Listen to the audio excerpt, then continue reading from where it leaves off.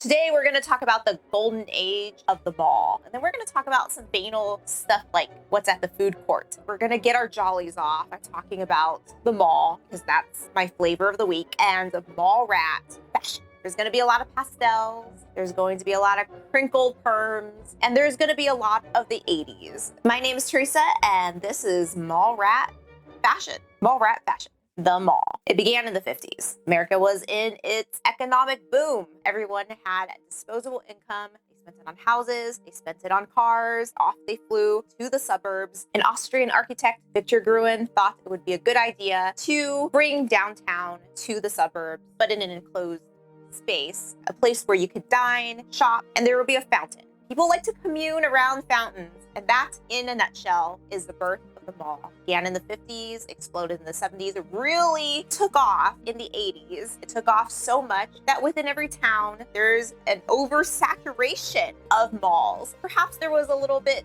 too much mall, if you know what I mean.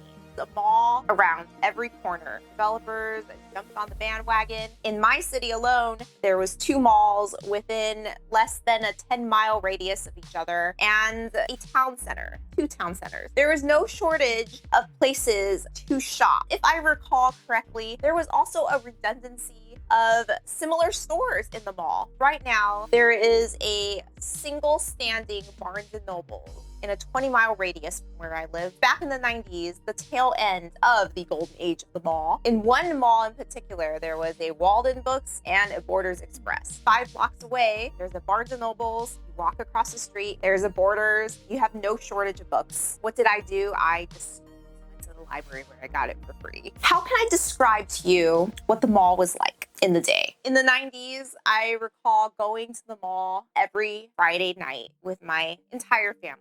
That would be like the highlight of my week, is to go to the mall. Little Teresa would gather up all her hard-earned dishwashing money, and I charged $1 to do a night's worth of dishes. And she would go into San Reno, her favorite store. They had a little section for a little cat named Hello Kitty. I thought, man, she would never make it.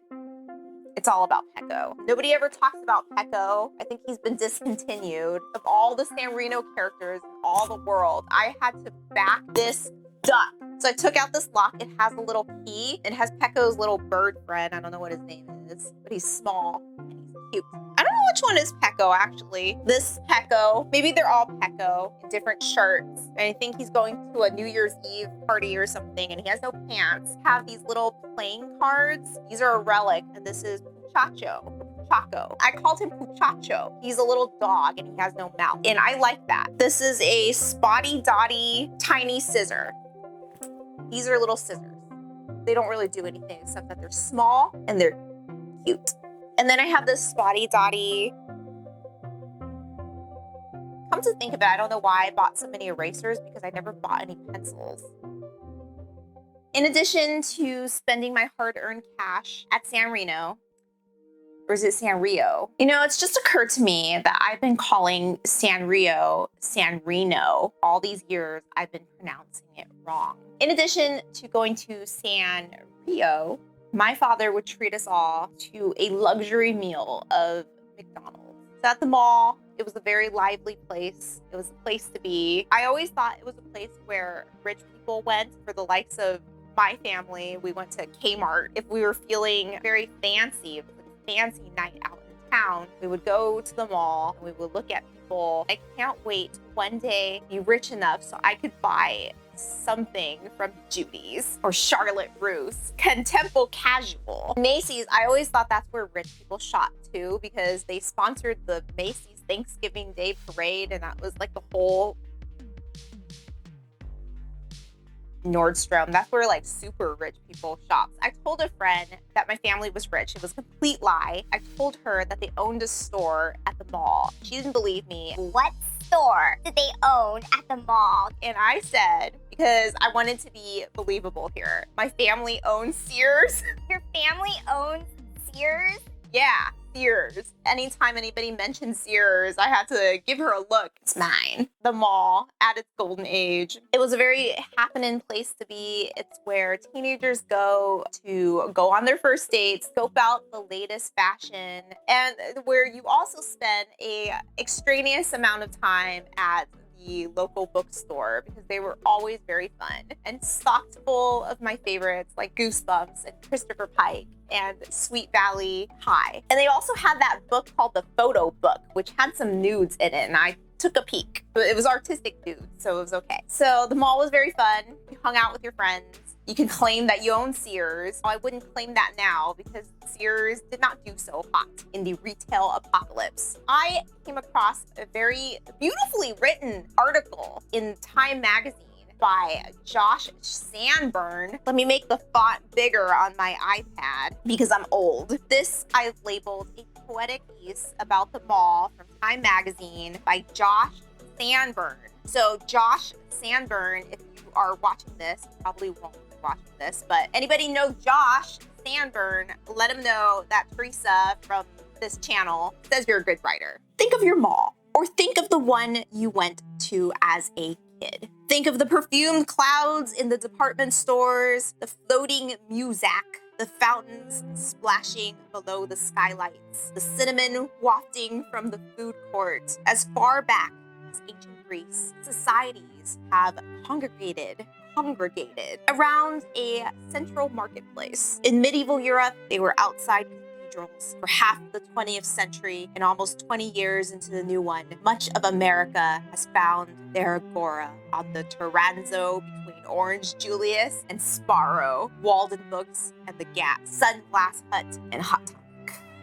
That's beautiful. That's just Josh freaking Sanburn, you goddamn poet. That was kind of like a Cinnabon sample of what the mall was back in the 80s and 90s, the time when I was young, when I was a baby, and then a little child. The media had very colorful depictions of life at the mall. In 1987, Tiffany, the pop star, had a concert tour around the malls of America. Fast Times at Ridgemont High took place in the Sherman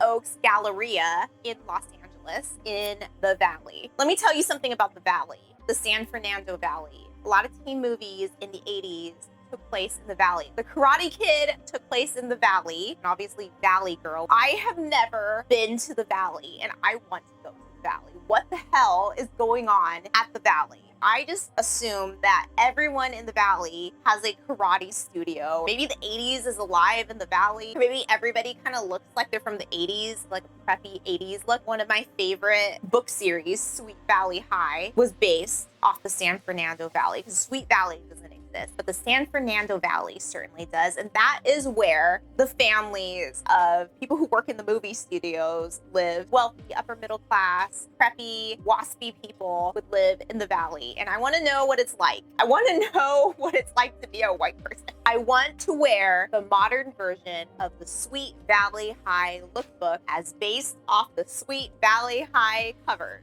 Can you visualize that? Pastel, My Little Pony, 80s color palette. The golden age of the mall was real and it was viral. By 1992, the New York Times could count 48 malls within a 90-mile drive of Times Square. That same year, the Mall of America opened its doors in Bloomington, Minnesota, with an amusement park. 1,500 malls were built in the United States, 1956 and 2005, and their growth quickly outpaced populations. It grew too much, too fast, and that's why they're dead. They had their time in the sun, and now they are disintegrating in the shade. But we're not going to talk about the mall's demise. We're going to talk about what I like to coin mall rat fashion of the 80s. The wardrobe essentials you will need if you are visiting the mall in the 80s in the suburbs and you were straight in the middle class, right in the meat of things. The inspiration from this comes from Sweet Valley High covers. Jessica and Elizabeth Wakefield, twins, blonde, aquamarine blue eyes, and they were a size 6, which is a very specific description, but that was beaten over your head in almost every single book. They had a group of friends. They did some wild and crazy things like visit a roadhouse, defeat a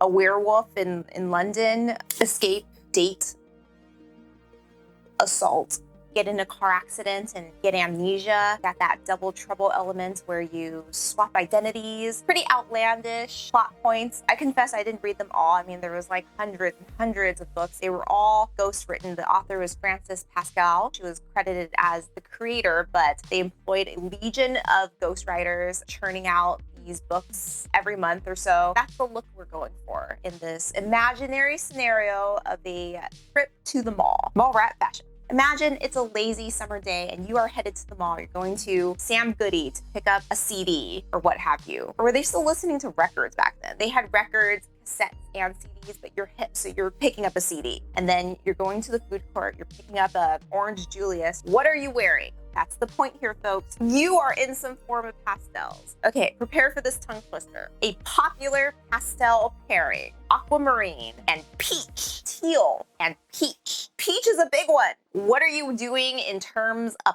pants? Acid stonewash jeans. It's the 80s. Acid stonewash jeans. They're gonna be high-waisted. You could go baggy or you can go tight-fitted, but they're gonna have a tapered leg, a straight leg, but tapered around your ankle. Your ankle has no breathing room. Why am I so aggressive when I say this? You can indulge in a colorful pant. What kinds of colors? I'll tell you. You got pinks, greens, lavender, aquamarine, and peach. And sometimes if you're feeling a little spicy, your pastel paper waist bag printed pants will be patterned with paisleys, They usually are a faded denim with some kind of floral print, printed with paisleys. Or little daisies. Little daisies were a big thing in the 80s or the 90s.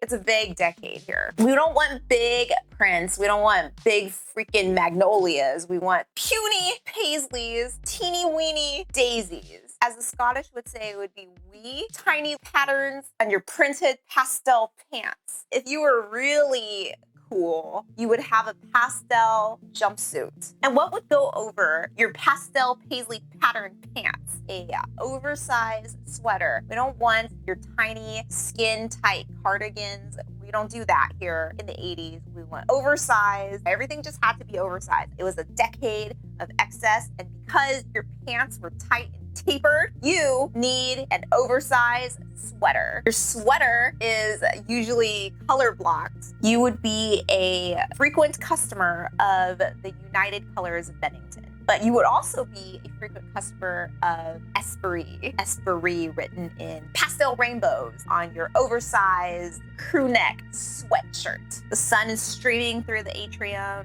as you sit by the fountain next to a ficus and people watch and enjoy your Orange Julius. See the cute boy named Bruce. His name is a typical 80s name like Bruce, Kyle, or Todd. And you see Kyle across the way. He's got his headband on and his muscle t-shirt with ripped sleeves. Getting a little hot here. Sun is beating down on your color block United Colors of Bennington oversized sweater. You want to show him the goods. Give him a little taste of your physique that you worked hard for in your aerobics class. What are you wearing underneath? Your graphic tee would have something very basic like Mickey Mouse, Tweety Bird, Pepsi Cola, Coca-Cola, or you would have a pastel polo. I see you wearing a straight leg, high-waisted canary yellow pant with a lavender polo with the collars turned up in a members only kind of fashion. You're gonna tuck that polo in your high-waisted pant. And then you would complement it with a sweater tied around your shoulders as if you just got out of tennis practice. You have a sideways bouncy ponytail tied up with your favorite scrunchie, but Kyle is not paying attention to you. He likes a crispy perm. Your sideways ponytail is a little juvenile for him. Your outfit doesn't catch his eye either. We're at the mall here. We have money at our disposal because we have Daddy's Diners Club card. We're gonna go to JCPenney because JCPenney was like a hot ticket place to go back then. Right now, it's got one foot in the grave. We're at JCPenney's and we're going to trade our oversized Esprit sweater for an an oversized color block windbreaker. But if you go for the windbreaker option, you definitely want the full tracksuit to be very colorful tracksuit. You're gonna look like you're going out for a jog. If you want to really impress Kyle, you're gonna ditch your tapered pants or your stirrup ankle pants. You're gonna go for a sundress with a spaghetti strap tie. It's the 80s, it's the age of excess. You want all the crap you could put on your body. We already mentioned that your bouncy sideways ponytail is just not cutting it for Todd or Kyle. Todd and Kyle. You want to impress both. They're twins. They're twins on the varsity volleyball team, football team. He's a wrestler. He's like AC Slater in Saved by the Bell. So he's a wrestler and he's a quarterback. Todd's a quarterback and Kyle's a wrestler. You want to impress them both. They both drive Porsches. Since all the high schoolers in 80s movies were basically adults, we could do a very adult thing. Their Porsches usually come with a removable mirror with your Diners Club card so that you can both party like it's 1989. If you have your friends with you, you probably have some jelly bracelets. The more jelly bracelets, the more friendship bracelets you have, the better. You want to stack them. Your whole forearm's covered with jelly bracelets, friendship bracelets, bangles. You're a fan of watches, but not just any watch, swatches. You have a backpack with a clock built right in the middle. We got rid of your sideways ponytail. We're also demoting your scrunchie to a bracelet. So now we're going to take you to the salon and we're gonna get you a crispy perm, full volumed crispy perm, which you will decorate with a variety of hair accessories. In the general league of hats, the ultimate bowler hat for girls. Got your vivid blue eyeshadow, magenta pink lipstick. Definitely do not skimp on the blush. Blush is very important back in the 80s. There's no clean beauty in the 80s. If you remember the posters in a salon, the #1 mullet, #2 crispy perm, all the models had very defined blush line going on. It just goes. So you can emphasize the cheekbone. You want to be a structurally faced woman. We're still suburban middle-class teens at the mall trying to impress Bobby, Kyle. We're trying to impress Todd. I really don't like the name Todd. I'm sorry if you know a Todd. Kyle and Todd of the football and wrestling team. So he can loan you his Letterman's jacket so you two can go steady. That's what people did in the 80s, right? They went steady. Or is that from the 50s? What are you going to do for shoes? You can't walk around the mall barefoot, although I have seen some people do, but I think that's a Southern California thing. Todd and Kyle may be surfers as well, but we live in a civilized world here, so we gotta have shoes. So what kind of shoes would be on your feet? Jelly sandals, woven jelly sandals. Yes, those things. We want sparkles on everything. We want sparkles on our face. We want sparkles in our jewelry. We even want sparkles on our acid wash jeans. But you want to go to Claire's and you want to buy up all the shelves and you want to put it on your body. Back to my jelly sandals. 9 out of 10 times, it's a peep toe. You better get your pedicure on. We want our feet at our best. Both Todd and Kyle, because you're not sure which one you want to pick yet, even though they're twins. And maybe you're with a twin too. You're Elizabeth and Jessica. You're with Todd and Kyle. Jellies were very popular with women, with little girls. The only downside is that because it is plastic, it makes your feet sweat and then it makes your feet stink. So you can't have that when you're on your date with Cod. We want to wear some socks with our jellies. Scrunchy socks, you have them in abundance from your aerobics class. Wear them with your high heels, you wear them with your Reeboks. You can have socks with a flutter and then another flutter. It's like a 2-tier peplum. Maybe you go to prom and then you wear your asymmetrical 80s prom dress. You like a nice peplum and you like your glitter and your sparkles. Did you win Kyle and Todd's heart? I don't know. They're not even real. And you're not real either. The 80s are over, guys. The 80s are over. The mall was in its renaissance. It was a fast time. And now everybody is old. What can I say about the mall? It was designed to bring people in the suburbs together. And for a slip of a moment, it did. But it did not create, as Victor Gruen idealistically hoped for, it did not create that sense of live, work, community as one got from downtown. It was a bitter disappointment to its creator, Victor Gruen. He wished it never happened. He wished he never thought of the idea because the mall only ended up creating suburban sprawl. When the mall died, when the plants shut down and the kids grew up and moved away, you were left with nothing but a skeleton of commercial retail space and broken American dreams. So that was the mall. It's dead. We can only reimagine what it was like to live in the 80s and date quarterbacks like Kyle and Todd and wear scrunchy socks. The mall, the rise, and then again the fall. What happened to Todd and Kyle? Todd sniffed one too many lines of cocaine in 1990 and he paired it with Quaaludes and now he's dead. Kyle became a stockbroker. He got himself mixed up with a few Ponzi schemes. He's been busted by the IRS for tax evasion and the feds for other things. What became of you and your sister? You may be alive, you may be dead, but we can all agree that you are now old. And on that terrible disappointment, this video has come to an end. So if you like whatever I just said, please give this video a like. The subscribe button is right there, so please smash it because that would make me happy. Because once again, I've depressed myself with my mouth. Good night and good luck.